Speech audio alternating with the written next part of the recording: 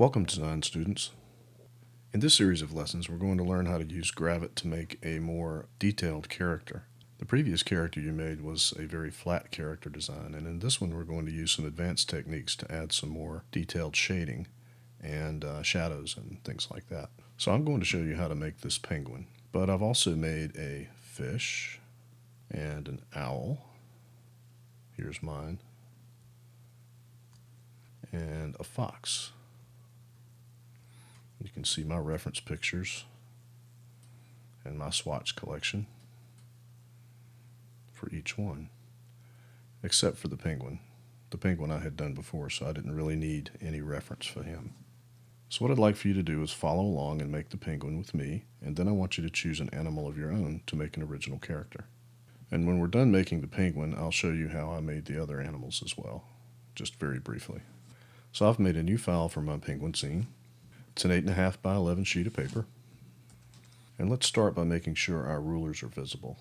If you don't see your rulers, come up to View, Canvas, and click Show Rulers. Also make sure Show Guidelines is checked as well. Make sure snapping is turned on.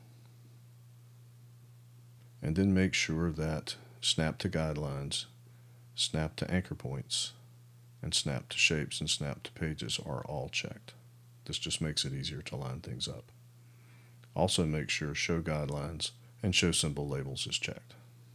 So let's set some guidelines here. Let's get in, put your cursor in the horizontal ruler and pull down a guideline that is roughly in the middle of the page. And then let's do the same thing for a vertical guideline. It should be somewhere around 4 1/4. So now we've marked the rough middle of the page. And let's start off by making the body shapes. Let's get ellipse, and right in the middle of the page here, sort of here, I want you to hold down Shift and Alt and drag the penguin's head. Now if you wanted to make them a little more elliptical, you could do that too. To do that, you need to let go of Shift. But I'm going to make mine totally round.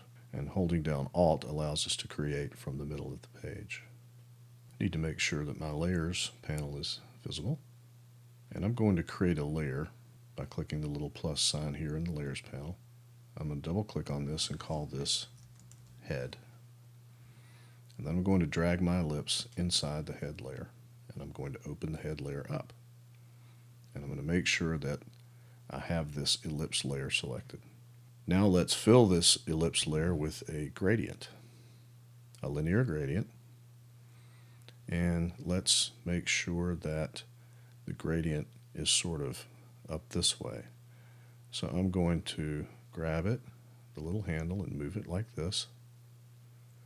And we're going to imagine that the light is coming from this direction here. And then I'm going to pull that over a little bit more to tighten that up. And now in order to make it look totally tight, like there's a highlight right here, we need another circle. So select this circle and hit Control C and then Control V, Command C and Command V if you're on a Mac. And now I've made an ellipse copy in front of the original ellipse.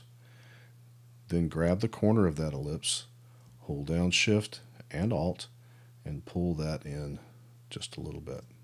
And then with that smaller sphere selected, or smaller circle selected, click the color swatch and fill it with, and you can see where this is going. Select it again, and this time we're going to add a blur to it.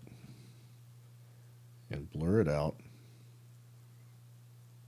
until you get that highlight tightened around that corner, or tightened around this side of the head. And there you go. That looks a lot more 3D than just the gradient by itself. And that's a technique we use to tighten up highlights on objects. So now let's zoom in and create the eyes. So let's get a circle or an ellipse and create an eyeball. Size it like you want. It doesn't have to be totally round if you don't want it to be. Fill it with white. And then what we're going to do is put a radial gradient in here to make it look a little more 3D. So select that eye ellipse and add, sorry, not a radial gradient, we're going to add an inner shadow on it. So come down to your effects and add inner shadow, and then adjust the blur and the opacity to get the look you want.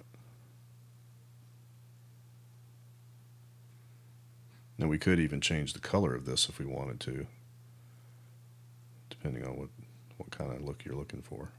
I think I'm just going to leave it like that. And now let's create the pupil. Select the sphere, get ellipse, and right in the middle of this eyeball, hold down Shift and Alt and create the pupil. Now the pupil is going to be filled with black, so if it has an inner shadow on it, delete it by clicking the trash can and then fill it with black. And now what we need to do is create a little highlight here. Now notice when I zoomed in, my gradients and blurs disappeared. Don't worry about that, but we need to be where we can see them, so this is about the limit. So I'm going to create a little highlight here to make this look even more like a little reflection. So get ellipse, and right on the edge of the pupil, hold down Shift and Alt, and create a small circle. And then we're going to fill this one with white. We're going to add a small blur to it, not very much. And then we're going to work on the opacity. Right here in the opacity, we're going to slide that down so we can see the pupil through that. And now we have a highlight on the pupil. So now we have one eye. So let's select all three of these shapes by holding down Shift and clicking on them. You can also do the same in the layer panel. And we're going to right click on this group of this selection and create a group. And we're going to rename this group eye right, because this is his right eye. And now I'm going to copy this and move it over to the other side. So we're going to hit Control C, Control V, and move it over to the other side. And make sure it's spaced evenly based on your guideline. And then we're going to rename this eye left.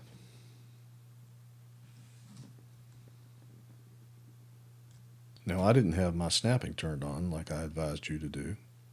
That would have made it a lot easier to move this eyeball and make sure it's lined up.